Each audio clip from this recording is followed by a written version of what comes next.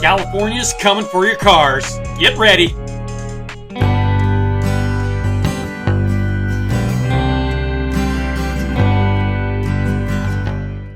Well, everybody, Gavin Newsom is up to it again, and this time he's coming for the cars. If you haven't noticed, he's passing legislation for 2035, when he's out of office, by the way, to inflict onto the residents of California no more gas-powered cars. They will not be able to sell or buy gas-powered cars in California by 2035. And this trend is definitely shaking up things, and it's kind of trickling down to the rest of us. So we got a couple stories today that we're covering. The first of all is more of a local story, and it starts off in Santa Rosa. Santa Rosa, the largest U.S. city to ban new gas station to advance.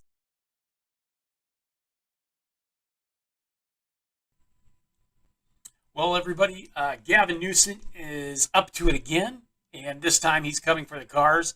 If you haven't noticed, he's passing legislation for 2035, when he's out of office, by the way, to inflict onto the residents of California no more gas-powered cars. They will not be able to sell or buy gas-powered cars in California by 2035.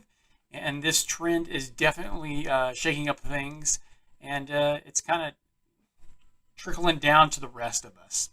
So we got a couple stories today that we're covering. The first of all is more of a local story, and it starts off in Santa Rosa. Santa Rosa, the largest U.S. city to ban new gas station to advance the local effort to combat climate change. Let's take a look and have a listen here in regards to what they're coming up with in Santa Rosa. Well, since we're on this subject, Santa Rosa became the largest city in the country to ban the construction of new gas stations. The city council voted on Tuesday night to put the new rules in place, but they are not just banning new gas stations.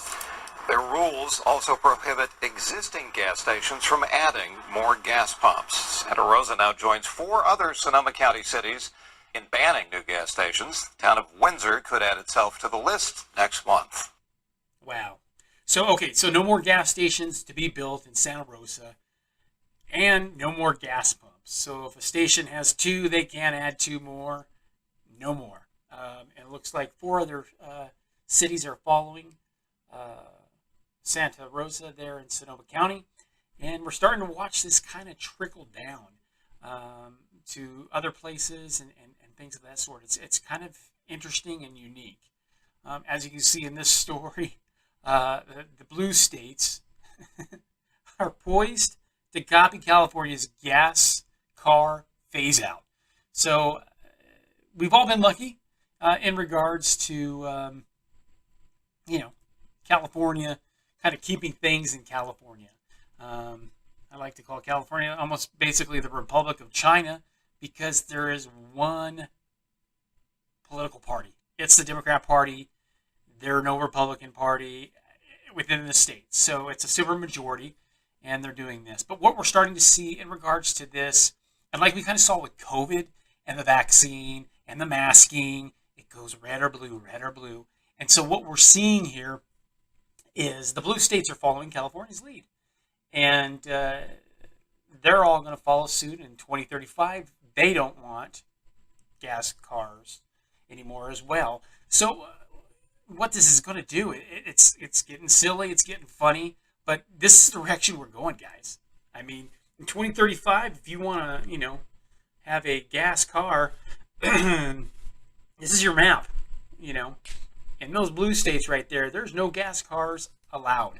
Red states, that's where you're going to find your gas cars and your electric cars, because the red states are about freedom of choice, so you can have one or the other. But the blue states, nope, no more gas cars. So it doesn't really stop there. California has having a couple other problems within the state, and you'll hear here in this next story what they're kind of facing. California has long had stricter standards than the federal government on emissions. New regulations passed Thursday are now the tightest in the world.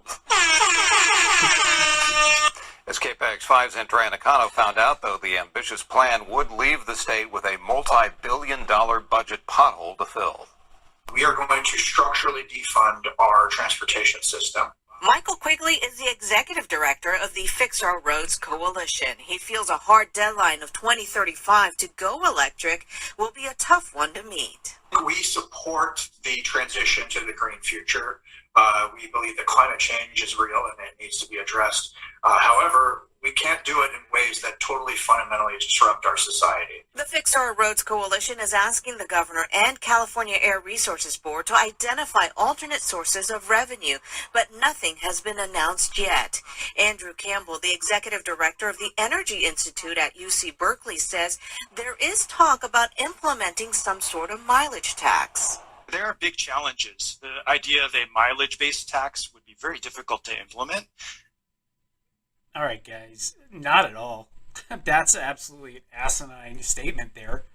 Okay, they're starting to realize now, 2035, gasoline's gone out of these blue states, right? There's no more tax revenue. State, local, all these, cities and states get their share of, revenue from gas tax. And if you get rid of the gas, there's no more tax. So how can you recoup that? Well, it's coming, guys. And it's coming before 2035. These bastards want more tax dollars. I tell you what, the spending has gotten out of control, and they need more. They need more. It is a machine that's just eating and eating and eating and getting fat on the American taxpayer. So what we're going to see is we are going to see a program in place. And I've got an example here from Texas A&M. They've already kind of researched this, and they realized, if we go to electric cars, how are we going to get more revenue? Well, contrary to that previous statement, this is how they're looking at doing it. Okay? Electric vehicles only. There's two sorts of revenue that they're looking at. Total mileage. So every year when you take your car in for a smog check or whatever, your yearly checkup, they're going to take your total miles and they're going to apply it towards, let's say, okay, you're going to pay 25 cents per mile. And then they're going to bill you for that road use. So, case in point, they're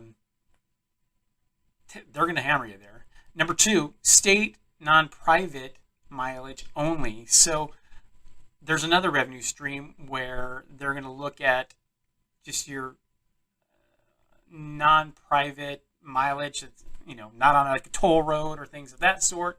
They're going to try to hammer you on that as well. So what you look and see there are two revenue streams that they're trying to bring in replacement. So it's not funny because with the gas tax, there was one revenue stream. They're looking at punching you twice. So electric cars, I remember they used to incentivize you can go into the HOV lane and your registration was really inexpensive. Well, they realized they were losing tax dollars. And when a big fat porker is understanding that they're losing that revenue, they'll find new ways to find some more. Let's continue with the last clip here. The government knows how much gasoline the gas stations are selling and can put a tax on that. The government doesn't know how many miles drivers are driving. While the support is there for electric cars, the governor's proposal is one that may see some tweaks. Newsom has already switched gears to allow some plug-in hybrid cars. Some worry if there isn't flexibility, the ban may have unintended consequences. Or does the government want to spend more on roads or spend more on some type of social service? So there's going to be some tough decisions that will need to be made across those priorities. Are we just going to replace oil and gas extraction for strip mining for lithium and cobalt? It seems like this hasn't been fully thought through, and a lot of this is about grandstanding for the media. Absolutely. The last guy made total sense there. I don't think they're really thinking over exactly how they're going to do this. The infrastructure needed by 2035 to handle all electric cars is going to be insane. Case in point, my friends and family, we always talk about what do you do in apartments. Right now, apartments have usually 2 to 4 for like a 300 unit apartment. It's you gotta have charging stations at every parking lot, every parking space to make this happen. And I don't think they've really thought that over. The other thing is the folks that have jobs that require travel. Mine does. I drive over 25,000 miles a year, maybe a little more. You know, I want to get somewhere, and I'm all for clean and green. If it would work, it'd be great. But they are literally chopping us off at the knees here. And I think on purpose. A smart person, not the JV team that we have with the politicians and right now, would think hybrid, right? Hey, I'm going to go green. I'm going to charge up when I can. I'm going to hopefully use that electric car as much as I can. And then when I need to kick in the gas, I can kick in the gas. The other thing that they don't really think about as well is these electric cars and these batteries don't generate, power or electricity, if you will. That usually comes from coal. The electric cars store energy, okay? They do. That's all they do. They're just like a little battery, if you will, a big battery that if caught on fire would burn for 4 days. But they hold energy. They don't produce energy. So case in point, we need to think hybrid.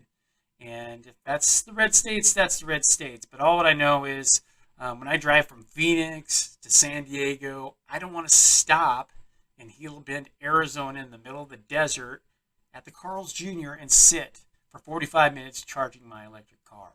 I want to be able to click that hybrid and kick that into gas mode and get going. I got places to go, people to see, and,